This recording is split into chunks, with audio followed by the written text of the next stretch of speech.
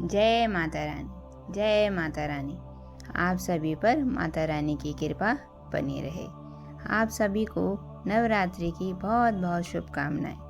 कालिका पुराण और देवी भागवत में नवरात्रि के बारे में कहा गया है कि जो नवरात्रि का व्रत करते हैं उसे स्वर्ण दान, तिल दान और वस्त्र दान का जो फल प्राप्त होता है वही फल उसे नवरात्रि व्रत करने का फल उसको मिलता है।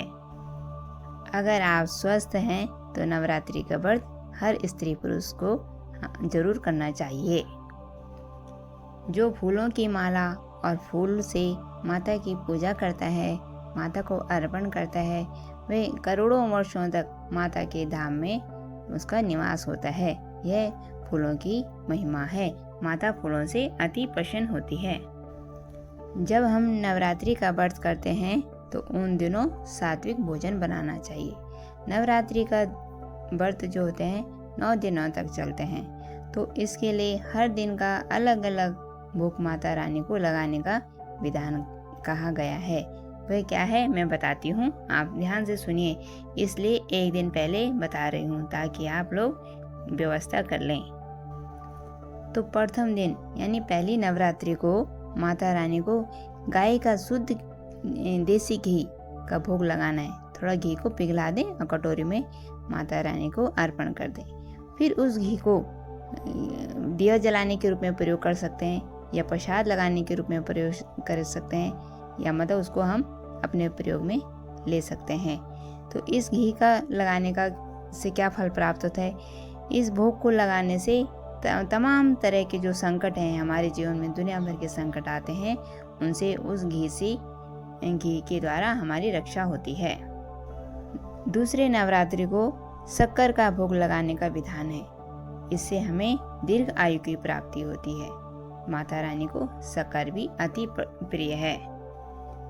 तीसरी नवरात्रि में माता को दूध का भोग लगता है। मिश्री डालकर दूध का भोग माता रानी को लगता है। बाद में इस दूध को हम अपने प्रयोग में ले सकते हैं। प्रसाद के रूप में हम उस दूध को पी सकते हैं। अब बात आई है चौथे नवरात्रि की।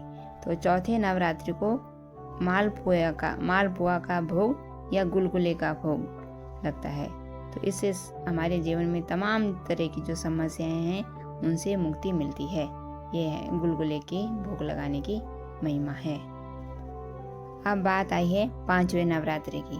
तो 5वें नवरात्रि में केले का भोग लगता है। तो बुद्धि के विकास के लिए केले का भोग माता रानी को लगाएं। अब है छठे नवरात्रि की। तो छठे नवरात्रि में माता रानी को गुड़ का भोग लगाना चाहिए। तो इससे आर्थिक समस्याएं से हमें छुटकारा मिलता है। हमारी जितनी भी आर्थिक तरह की समस्याएं हैं तो गुड़ के द्वारा वो ठीक होती है।